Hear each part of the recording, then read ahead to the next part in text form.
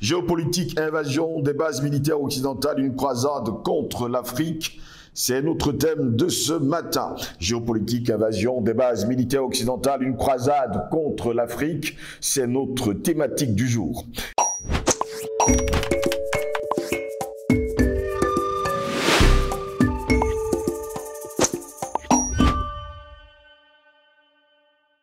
Madame, Monsieur, bonjour. Très heureux de vous retrouver sur Panafricaniste TV, la chaîne de télévision des panafricanistes. C'est votre chaîne de télévision. Pour l'heure, nous sommes sur les plateformes numériques, YouTube, Facebook, Instagram et TikTok, mais bientôt dans les ménages, s'il plaît à Dieu. Bienvenue à toutes et à tous à cette autre édition de Parole panafricaniste. Eh bien, mesdames, messieurs, dans les années 1960, l'Afrique était principalement le réceptacle d'aide au développement, puis dans les décennies suivantes, d'aide humanitaire. Aujourd'hui, le paradigme dominant de l'engagement extérieur avec le continent est celui de la sécurité. En 2004, déjà, 16% des aides internationales reçues par les États africains servaient à accroître leurs dépenses militaire. Mais au-delà de tout cela, eh bien, mesdames, messieurs, de Niamey au Niger, en passant par Bamako, Mali, et surtout en passant par Ouagadougou, Burkina Faso, Accra au Ghana, au Lomo en Côte d'Ivoire, les mouvements de contestation contre les bases militaires étrangères s'amplifient. Il est vrai que la concentration des forces étrangères en Afrique n'a jamais atteint un tel niveau depuis la fin de la guerre froide. Tout récemment, la Chine et la Turquie sont devenus compléter la longue liste des pays occidentaux ou émergents qui entretiennent des troupes sur le sol africain. Mais les arguments invoqués pour justifier cette présence, eh bien, la lutte contre le terrorisme ou la protection des voies maritimes contre la piraterie convainquent de moins en moins, on va le dire, les Africains. D'autant que la permanence, voire la recrudescence du terrorisme alimente le scepticisme des populations. Car derrière les enjeux sécuritaires, il y a parfois des enjeux géostratégiques inavoué. Comme actuellement dans la Corne de l'Afrique, théâtre d'un jeu d'influence insidieux entre le pays du Golfe, la Chine, le Japon, la France, la Turquie et les États-Unis. Pas étonnant dès lors que 60 ans après les indépendances, eh bien, les jeunes générations d'Africains en rupture avec leurs aînés et leurs dirigeants sonnent la récolte et surtout la révolte et partent en guerre contre la présence militaire étrangère sur le continent africain. Aujourd'hui, donc, plus d'une quinzaine d'États possèdent des bases militaires plus ou moins importantes en Afrique de manière permanente ou le temps d'une opération qui peut s'étaler sur plusieurs années. Parmi les plus influents, on a donc justement les États-Unis avec 16 bases militaires sur le continent africain. La France, présente dans 11 pays où sont mobilisés près de 6 000 voire 10 000 soldats. Les États-Unis, il faut le préciser, déploient essentiellement des forces d'intervention rapide comme au Gabon, au Ghana, en Ouganda, en Centrafrique, en République démocratique du Congo, en Somalie. Mais surtout, ils se dotent de bases aériennes pour les drones au Cameroun, au Kenya, aux Seychelles, en République démocratique du Congo, en Somalie, au Tchad également. Ils disposent également d'une base aérienne au Niger qui couvre l'ensemble du Sahel en complément d'un autre site militaire à Ouagadougou, au Burkina Faso, chargé de la surveillance et du renseignement dans tout l'espace sahélien. Mais c'est à Djibouti où il est implanté, ou implanté d'ailleurs, leur commandement militaire pour l'Afrique, Africom, qui se trouve d'ailleurs la plus grande concentration de troupes américaines sur le continent noir. Cette force de plus de 4000 hommes est en outre leur seule base permanente, les autres étant installés ou déménagés en fonction des théâtres d'opération et de leur ampleur. La force française la plus importante en Afrique est celle qui est stationnée à Djibouti. Elle compte plus de 1450 hommes, dont les forces aériennes et maritimes dotées d'importants moyens matériels, dans la zone stratégique permettant de se projeter en Afrique de l'Est, au Moyen-Orient ou encore dans l'océan Indien où la France veille sur ses départements ultramarins, la Réunion et surtout Mayotte. Eh bien, on ne va pas également oublier la Côte d'Ivoire avec plus de 900 hommes et surtout plusieurs militaires qui accueillent d'ailleurs le second plus gros contingent français sur le sol africain.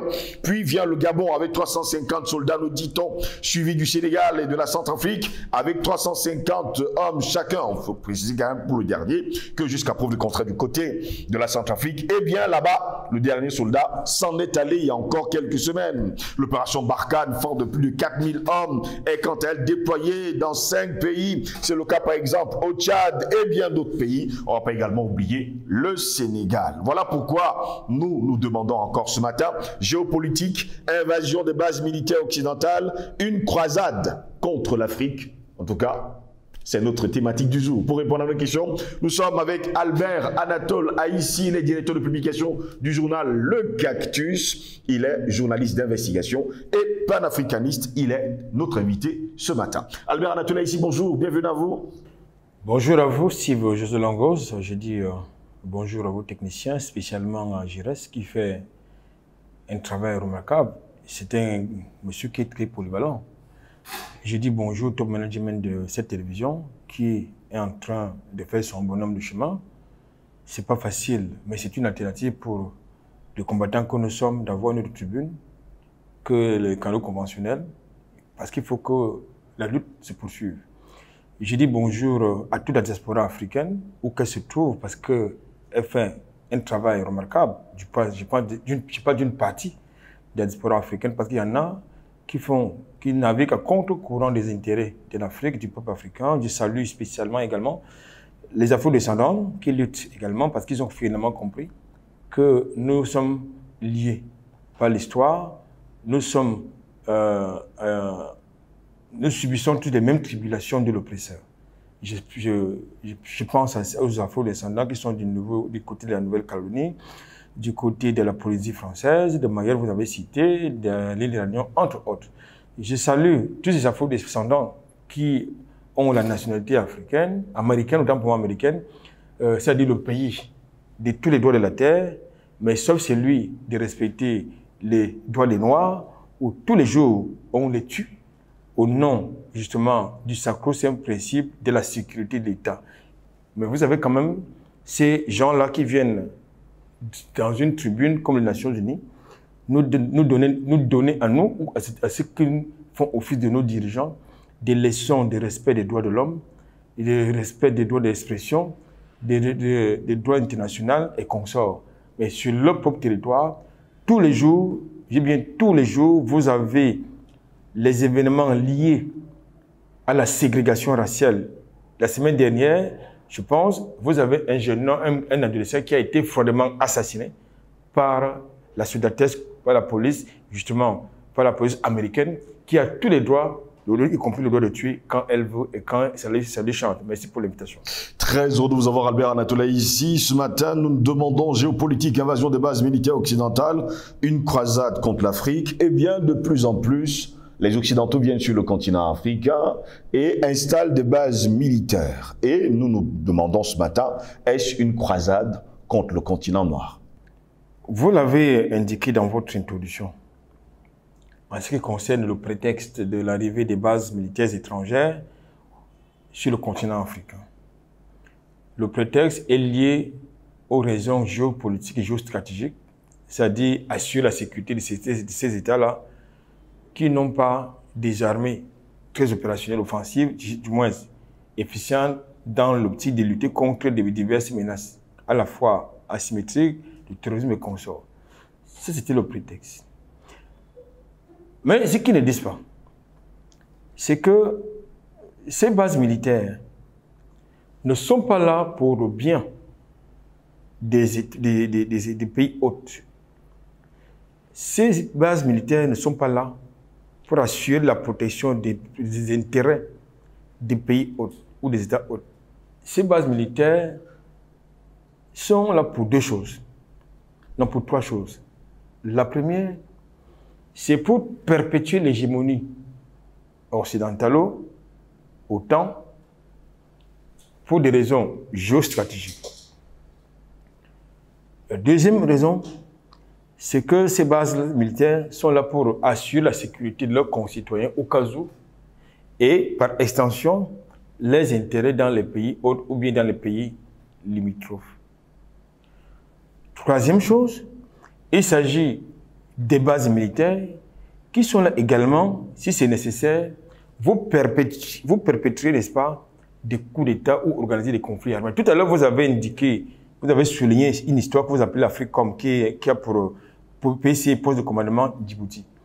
Je voudrais vous rappeler qu'Africom est officiellement présenté comme étant ces structures militaires non, militaire multinational qui a pour vocation d'assurer la sécurité d'abord au niveau du Golfe Guinée et pour assurer également la sécurité au niveau des territoires maritimes.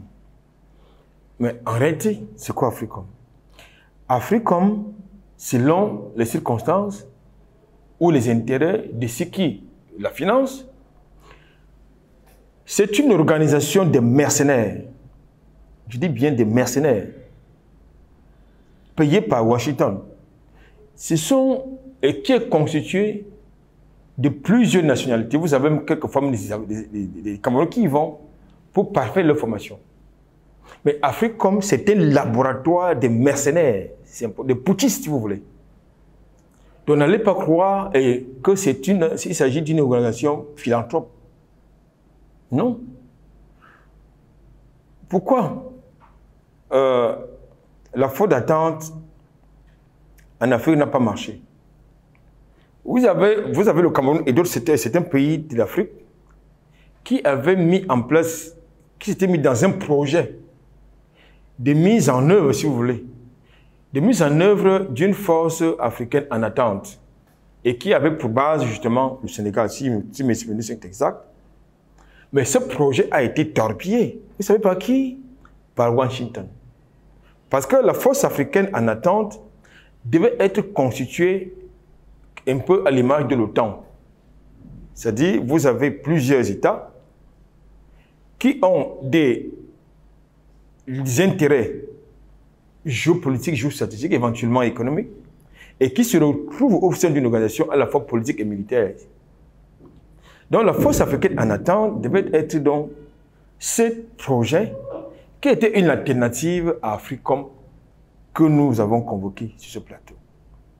Quand je le dis donc, c'est pour faire comprendre aujourd'hui que ces mercenaires, parce qu'ils sont pour la plupart des mercenaires, sont des officines de déstabilisation, n'ont pas peur de le dire, sur la bannière, n'est-ce pas, de la coopération militaire ou de l'assistance militaire ou des accords de défense. C'est tout sauf ce que je viens de convoquer. Il s'agit ni plus ni moins que des alliances d'une force géostratégique constituée de plusieurs pays à la fois occidentaux et européens. Pourquoi ne déploie-t-il pas les mêmes moyens opérationnels, géopolitiques et géostratégiques dans les pays comme dans les pays de l'Est, de l'Europe de l'Est par exemple? Je prends le cas de l'Ukraine qui est actuellement en guerre avec la Russie. Vous ne verrez nulle part en Ukraine des bases militaires étrangères. Vous verrez certainement des officines, laboratoires, mais vous ne verrez pas des bases militaires, justement, c'est décuplé. Parce que c'est plus compliqué là-bas et n'ont pas d'intérêt. Souvenez-vous, vous avez un mondialiste raciste qui avait dit en son temps que si la Chine a surpris le monde entier en s'émergeant et se développant, il faudrait qu'on tienne le continent africain à l'œil. Helmut Kohl. Pour que ce continent-là ne puisse pas se développer. Dès lors, nous pensions, les observateurs, pensions que la guerre froide était derrière nous, mais malheureusement, la guerre froide s'est transposée sur le continent africain avec la complicité des Andos qu'ils ont justement mis en place chez nous sous l'étiquette des chefs d'État choisis par eux. Et pour qu'une force étrangère puisse se déployer ou s'installer dans votre pays, il faut bien l'assentiment des gouvernants ou bien des dirigeants de ce pays-là. Exactement. Donc, si vous avez donc des bases militaires qui prolifèrent dans nos pays, à l'intérieur de nos espaces de vie, c'est avec la complicité passive et tacite de nos dirigeants. Le Tchad est présenté comme étant, pour ne citer que ce cas, le Tchad est considéré, je veux dire l'armée. L'armée tchadienne est considérée comme étant une armée opérationnelle et sophistiquée, professionnelle, qui est très, je veux dire, qui a l'expérience des missions opérationnelles dans le Sahel. Oui. Mais qu'est-ce qui peut justifier la présence d'une base militaire française au Tchad? Qu'est-ce qui peut justifier la présence d'une base militaire française au Gabon, c'est-à-dire à côté du palais? confidentiel. Il n'y a qu'un mur qui sépare Albert d'Antola ici. Voilà. Qu'est-ce qui peut donc justifier cela? C'est que justement vous avez dans nos territoires ces accords léonins qui ont été signés entre ces traîtres qui font office de chef d'État chez nous et justement la criminalité qui est installée à Paris. Je pense qu'aujourd'hui, il ne faudra pas qu'on vous fasse croire que les bases militaires étrangères qui sont sur le continent africain sont là pour nous protéger, n'avons pas besoin d'être protégés par eux. La preuve, ils ont été présents en Centrafrique. Vous avez tout à l'heure convoqué la mission logistique. Oui. La mission logistique française qui a été là depuis 2008 du côté de la Centrafrique et dont le dernier soldat vient d'être dégagé. Mais qu'est-ce que cette mission logistique a fait? A apporté comme réponse aux menaces à la fois asymétriques et symétriques depuis 2008 qu'elle était installée du côté, n'est-ce pas, du côté de la Centrafrique? Rien du tout. Je quitte, n'est-ce pas, la Centrafrique pour nous déployer du côté du Sahel où vous avez vu Barkhane et qui a également son prolongement qui est resté là-bas, qui s'appelle MINUSMA. Ils sont depuis bientôt 11-12 ans. Quel est le résultat qu'ils ont apporté de ce côté? Allons du côté de Burkina Faso avec Force Sabre, qui était là depuis, je crois, 2008 également. Quelle réponse militaire a été apportée face aux diverses menaces que ce pays a connues? Aucune réponse. Bien au contraire, ces forces se déploient et se promènent comme des mauvais esprits dans nos pays, dans notre continent. Je ne voudrais que pour revenir à votre question, il s'agit de quoi? Est-ce qu'il s'agit d'une nouvelle croisade contre le continent africain? C'est ça qui est la question, justement. C'est ça qui est la question, parce qu'il faut qu'à tout moment, dans la guerre que la Russie mène actuellement en Ukraine contre les ukro-nazis, et plus généralement contre les mondialistes qui veulent nous imposer l'unipolarité géopolitique, l'Afrique doit être la zone d'influence, si vous voulez, le théâtre d'une guerre par procuration contre la Russie. C'est pour cela que vous voyez c'est déployer ces forces d'occupation. Moi, je les appelle les forces d'occupation. Vous avez dit dans votre introduction que, par exemple, en ce qui concerne les Américains, ils soutiennent ils ont même des bases de drones. Mais vous savez que les drones, c'est essentiellement, leur mission est essentiellement constituée. Leur mission, c'est l'espionnage. Oui. Ils ont pour vocation l'espionnage, je veux dire. Leur mission ont pour vocation l'espionnage, les assassinats ciblés. C'est-à-dire qu'ils peuvent se déployer. Vous avez indiqué que vous avez une base de drones du côté du Nord Cameroun. Je ne sais pas pourquoi est-ce qu'on n'a pas encore demandé, les Camerounais n'ont pas encore demandé le départ de cette affaire-là parce que il est important que nos frères qui sont du côté des septentrions demandent le départ, le démantèlement de ces bases de drones parce que ça ne sert à rien. Absolument. À rien. C'est pour contrôler toutes nos communications, contrôler tous nos mouvements, nous espionner. C'est ça la vraie mission, c'est la vraie vocation de ces choses-là sur notre territoire. Mais pourquoi est-ce que ces trucs-là ne sont pas déployés sur le continent européen? Peut-être il n'y a que peut-être l'Allemagne qui a en son sein une base américaine. Mais pourquoi est-ce que Paris n'accepte pas la présence d'une base militaire étrangère sur son sol? Pourquoi les bases militaires françaises et américaines prolifèrent dans les pays, notamment les pays africains? Parce qu'ils estiment que le continent africain, c'est une zone d'influence, puisqu'ils disent que leur avenir, c'est le continent africain. Et pour ce faire, il faut se préparer. Projetons-nous également, revenons un peu à ce qui concerne le démantèlement des bases militaires françaises. Pourquoi est-ce que leurs mercenaires ne rentrent pas en France? Après la démobilisation de leur c'est une bonne question ici que les Africains se posent d'ailleurs. Voilà, pourquoi? Justement parce que il s'agit des mercenaires. Et des mercenaires peuvent être également une menace pour le régime qui les emploie. Et je vous ai fait comprendre que les opérations extérieures, c'est ce qu'ils appellent les OPEX, menées par la France hors de son territoire, c'est du business qui est entretenu par des contrats. La plupart de ces mercenaires qui ont été assassinés qui ont été tués du côté du Mali, vivaient de ces contrats. Parce que comparativement à ce qu'ils perçoivent à Paris, lorsqu'ils sont en mission d'opération extérieure, ils sont triplement, voire quadruplement, je veux dire, ils sont payés au centuple de ce qu'ils perçoivent à Paris. Donc pour eux, c'est un business. Raison pour laquelle c'est également un business pour la France. C'est également un business pour les États-Unis, parce que ces opérations extérieures sont financées, ont aussi certaines contreparties. Raison pour laquelle ils peuvent justement spéculer sur le fait que la présence des instituteurs russes sur le continent africain constitue une sorte de spoliation. Non, leur présence a pour contrepartie la spoliation de nos matières premières, comme si eux ils étaient en mission humanitaire dans le cadre des mêmes opérations chez nous.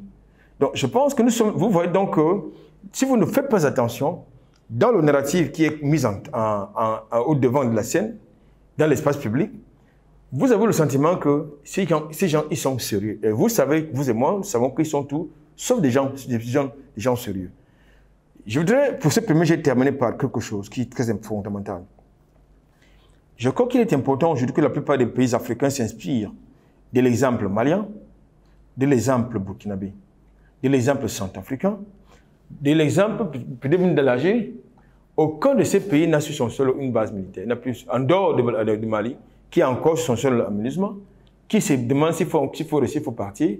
En tout cas, nous lui suggérons de partir. Donc, l'aménagement doit partir parce qu'il s'agit d'une force qui n'a rien apporté et n'a apporté aucune solution au Sahel, et plus spécifiquement au Mali.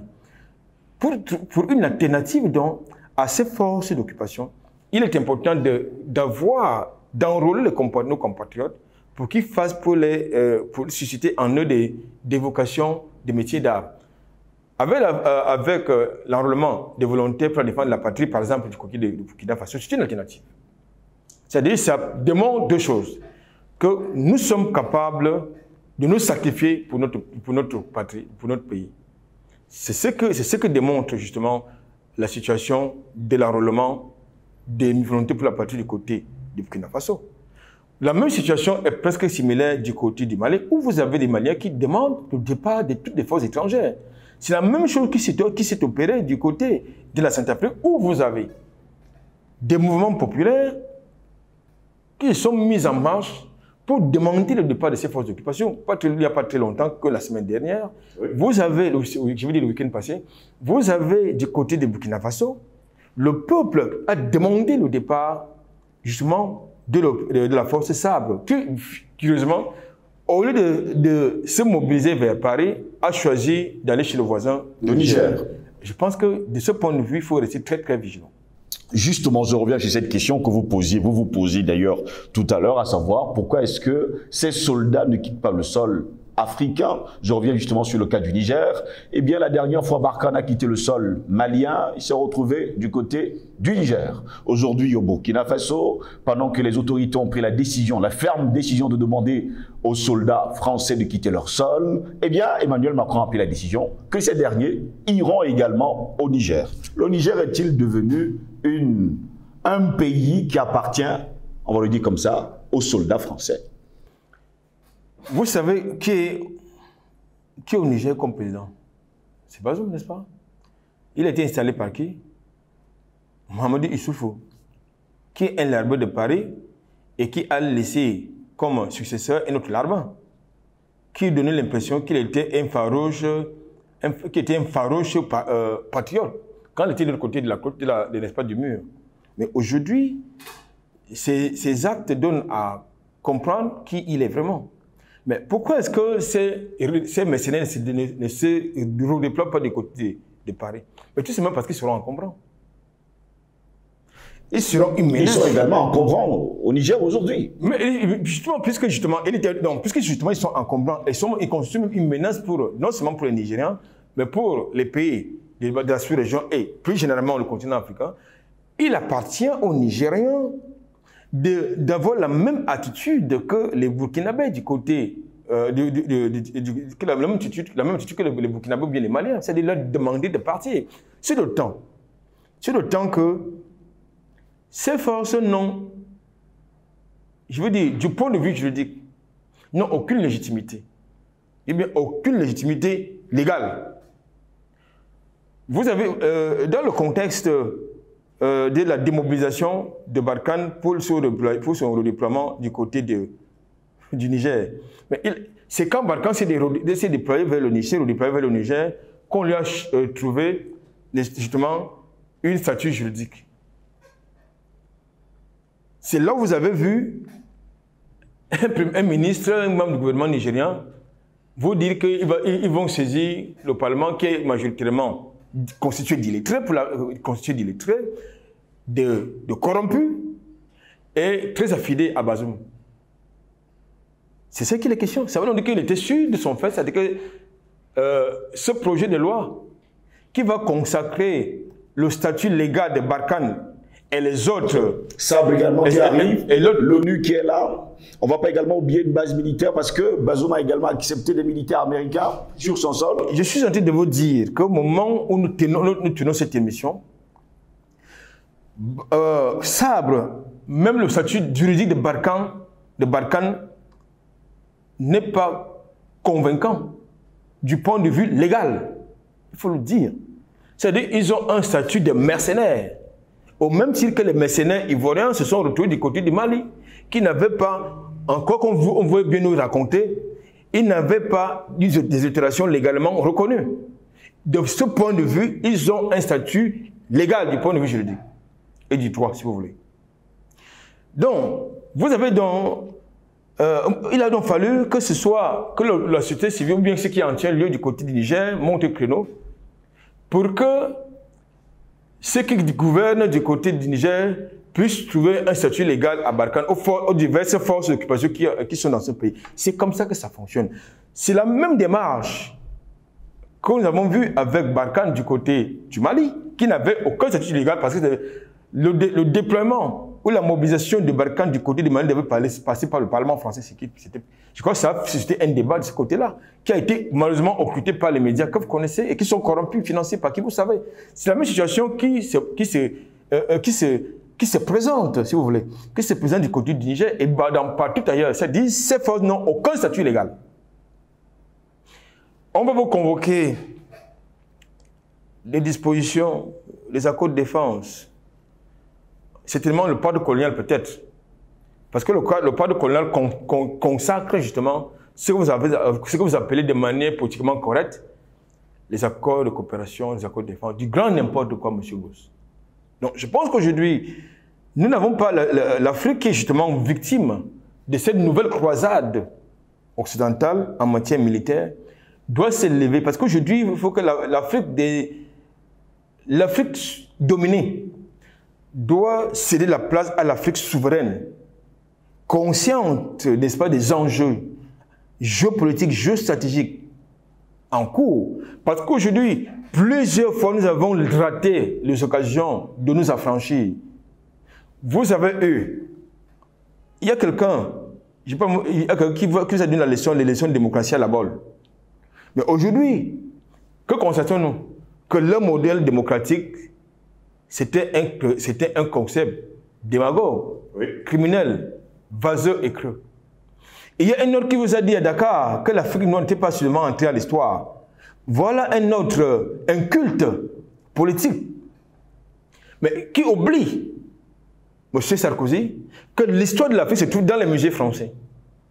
L'histoire de l'Afrique a été dévoyée justement par la France et ses amis.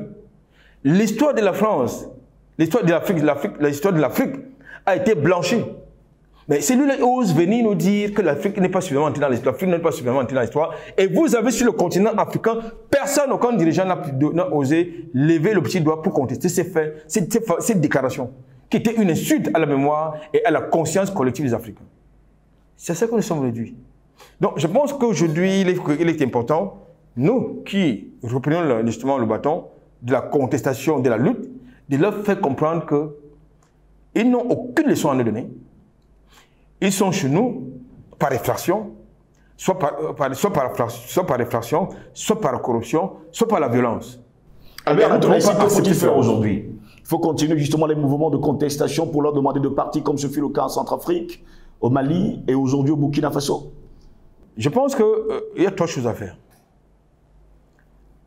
La première chose à faire, c'est d'éduquer la masse, comme nous le faisons. Parce qu'il faut que lorsque quelqu'un s'offusque de quelque chose, il faut qu'il comprenne le jeu ou l'enjeu, ou bien la réalité qui s'y trouve. Il ne faut pas aller vers une contestation sans comprendre les enjeux ou le jeu, sans comprendre les réalités et ses implications. Il s'agit donc de cette éducation que nous faisons chaque jour dans votre tribune. Oui. Lorsque nous avons donc passé la phase de l'éducation politique, géopolitique, que nous faisons chaque jour, nous devons passer par la phase de protestation comme nous le faisons tous les week-ends, tous les mois, chaque jour, du côté, que ce soit de Burkina Faso, du Mali, de la Centrafrique, entre autres, du côté de Dakar, même si nous avons de ce côté-là les francophiles, les mondialistes et les eurocentristes assumés. Si nous pensons que les deux, les deux solutions, les deux propositions que je viens de dénoncer ne peuvent pas leur faire entendre raison, mais attendez, nous sommes dans l'obligation, nous sommes à bon droit d'utiliser la force. Je pense que dans la mouvance de la lutte contre l'apartheid en Afrique du Sud, l'ANC était obligé d'utiliser, après avoir protesté, contesté, manifesté, après avoir attiré l'attention à la fois de la communauté nationale et internationale, sans avoir des effets, qu'est-ce qui s'est passé? L'ANC s'est résolu à Linkata pour justement faire entendre ça, parce qu'apparemment c'est la seule chose, c'est la seule voix qu'ils entendent. C'est de la violence. Parce que quand vous leur opposez la violence, ils comprennent que c'est la violence. Une parenthèse. Depuis plusieurs décennies, M. Ngoz, dans le conflit israélo-palestinien, vous avez des millions de Palestiniens qui sont assassinés chaque jour par Tchahal. Personne ne conteste, ne condamne Israël, l'État hébreu. Personne, non, c'est normal. Mais il a suffi la semaine dernière qu'un jeune, un adolescent pratiquement, reprenant son compte le combat amorcé par ses parents, ses ancêtres, pour porter un coup fatal à 7 Israéliens, condamnation internationale. Le même week-end, vous avez un enfant, un gamin de 13 ans, qui a pris sur lui de reprendre en son compte la lutte de ses ancêtres, de ses parents, de ses grands frères, de ses aînés. En tuant un Israélien, on l'a tué. On n'a pas eu de condamnation. Que voilà, Israël est en train quand même de tuer les enfants. Qu'est-ce qui a été réservé à cet enfant, à la famille de cet enfant de 13 ans? Tous les avantages sociaux qu'elle pouvait avoir dans ces familles ont été résiliés. On a tenté de détruire l'habitation de la famille de cet enfant. Voilà, il n'y a aucune condamnation. Voilà le monde que Washington veut nous imposer. C'est-à-dire, vous avez d'un côté des personnes, des criminels qui ont le droit de tuer, d'assassiner sans aucune conséquence. Parce qu'ils sont tout, ils sont les procureurs, ils sont les huissiers de justice, ils sont les avocats, ils sont les juges, bref, ils sont les gendarmes, et c'est eux, ces criminels, qui donnent la sentence qu'il faut. C'est-à-dire, c'est les autres qui sont des criminels, eux, ce sont les juges. C'est-à-dire qu'eux, ils ont le droit de tuer. Voilà le monde. C'est ce monde-là que nous devons combattre, monsieur Ngoz. Et nous avons la responsabilité historique de combattre ce monde-là parce que aujourd'hui, vous avez un nouveau bloc qui se met en place. Et je pense qu'il est important pour la plupart des pays africains de suivre ce bloc-là, c'est-à-dire le bloc de la véritable démocratie, où vous n'aurez pas d'un côté l'impunité, c'est-à-dire les gens qui peuvent organiser des assassinats politiques, des guerres, des déstabilisations, très loin, à des milliers de kilomètres de leur espace de vie, mais qui veut convoquer le droit international, qui ne respecte pas. Je pense qu'il nous faut désormais un monde où tout le monde est responsable devant le tribunal international et qui n'est contrôlé par personne, si oui, par la véritable justice. Merci à vous, Albert Natola, ici, d'avoir été des nôtres. Il faut également rappeler que lorsque vous commencez à parler d'Israël, tout de suite, vous êtes accusé d'être antisémite. En tout cas, au plaisir de vous retrouver très prochainement. C'est un plaisir. Mesdames, messieurs, au plaisir de vous retrouver justement très prochainement sur nos pages Facebook, YouTube, Instagram et TikTok. Passez une agréable journée.